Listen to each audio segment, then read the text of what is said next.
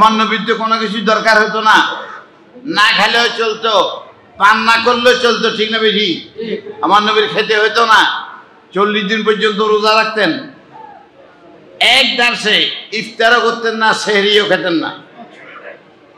সবাই বলল, ইয়া রাসূলুল্লাহ, আপনি হলেন পাক পবিত্র নবী, আপনি 40 দিন রোজা রাখেন, কিছু খান না, তা আমরা একটু চেষ্টা করি।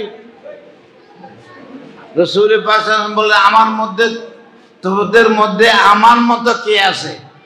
আইয়ুকুম মিসলি, আমার মতো কে আছে? নবীর মতো কেউ না, ফেরেশতাও না, জিনও না, কোনো মানুষও না। আমার নবীকে আল্লাহ আল্লাহর মহব্বতে, আল্লাহর কুদরতে তারা সাজায় তৈরি করেছে, কারোর সঙ্গে তার কোনো মিল নাই। সুবহানাল্লাহ। তাহলে আমার নবী পাক সাল্লাল্লাহু আলাইহি ওয়াসাল্লাম কি করেছে দেখেন। সর্বপ্রথম আসে পরিষ্কার পরিচ্ছন্ন কাপড় চোপড় নিয়ে, লেবাস পোশাক নিয়ে মায়ের পেটে থেকে আসে।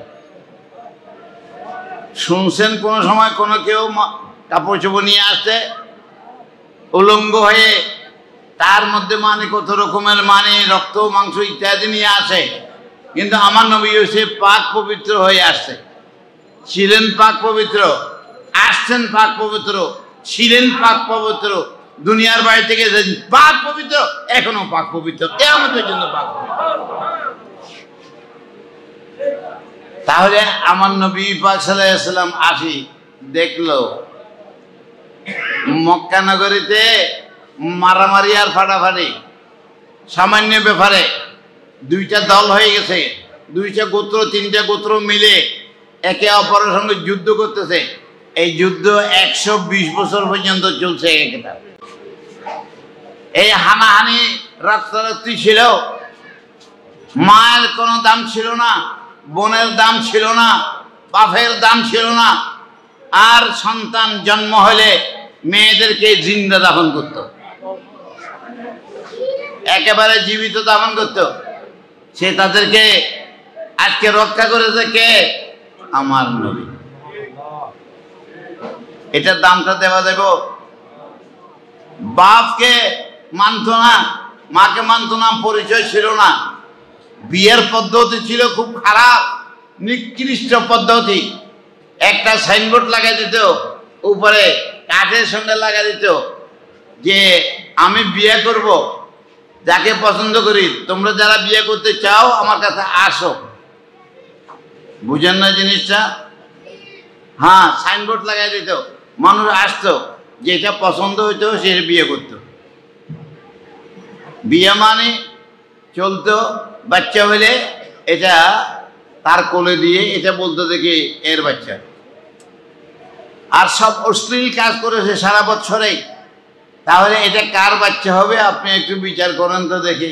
কিন্তু নবী পাক বিয়ের ব্যবস্থা করেছে, নেকা আগ কি সুন্দর করে ব্যবস্থা করেছে। আজকে বাপের পরিচয় আছে, তখন বাপের পরিচয় ছিল না, মার পরিচয় ছিল না। কিন্তু এখন দেশটা কোন দিকে ঘুরতেছে, আমার নবী পাক সাল্লাল্লাহু আলাইহি ওয়াসাল্লাম যেটা বলছে আমরা কি সেটার উপরে আসি না পরিবর্তন হয়ে যাচ্ছে? কিরকম পরিবর্তন হয়ে যাচ্ছে? কিছুদিন আগে বাঁশখালী থেকে ছেলে মায় মিলে, হ্যাঁ, ছেলের বাপকে 8 টুকরা করেছে, বস্তার মধ্যে ফেলেছে। আপনারা জানেন এটা কি ইসলামের মধ্যে আছে? নবীর দ্বীনের মধ্যে আছে? কোন ভদ্রতার মধ্যে আছে? ইজ্জত সম্মানের পরিবারের মধ্যে কি এই জিনিসটা আছে? কেন এটা হচ্ছে? নবীর থেকে আমরা দূর সরে যাচ্ছি। যে নবীর দ্বারা দুনিয়া উৎকর্ষ লাভ করেছিল, উন্নতি করেছিল, সারা বিশ্বের মধ্যে মুসলমানের দাম ছিল, সেই মুসলমানের দাম আজকে দিন দিন পড়ে যাচ্ছে। ঠিক না বেটি? তাহলে আপনাদের চিন্তা করার সময় আসছে। বাবারা চিন্তা করুন, মুরব্বীরা চিন্তা করুন, দেশের নেতা সর্দার মাতবার যারা আছেন তারা একটু চিন্তা করুন, ভবিষ্যতে আপনাদের আমাদের কি হবে, কিভাবে চলবো, চলতে পারবেন? যে অবস্থা চলতেছে। আমার কাছে তো মানুষ বেশি আর আসে, তাদের যত রকমের অভাবের কথা কয়, একের সময় মাথা ঘুরে যায়। মুসলমান হয়ে আমরা কোনো অন্য জাতি নও, মুসলমান মানেই নবীকে মানবো, নবীর কথা মতো চলবো, এক সুদ বরাবর লড়বো না। আর এই মুসলিমের উপরে থাকবার জন্য, আল্লাহর পথের যাওয়ার জন্য, সেই রাস্তা চিনাবার জন্য সেটাকে বলা হয় মুর্শিদ, সেটাকে বলা হয় পথ প্রদর্শক। আর আমাদের মধ্যে আল্লাহ হেফাজত করুন, এদিকে যাব না।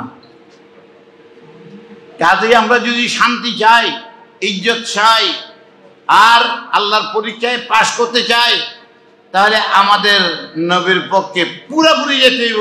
2 আনা নয়, 4 আনা নয়, 10 আনা নয়, 16 কলা জন লাগবো, হিসাবে ঠিক না? আপনার কি রাজি আছেন? হ্যাঁ, বেগুনের হাত তোলেন নাই। আহা,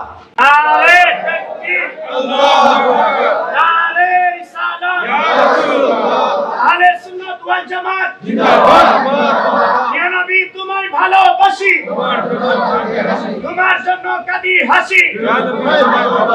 আহলে সুন্নাত মুর্শিদ কেবলা।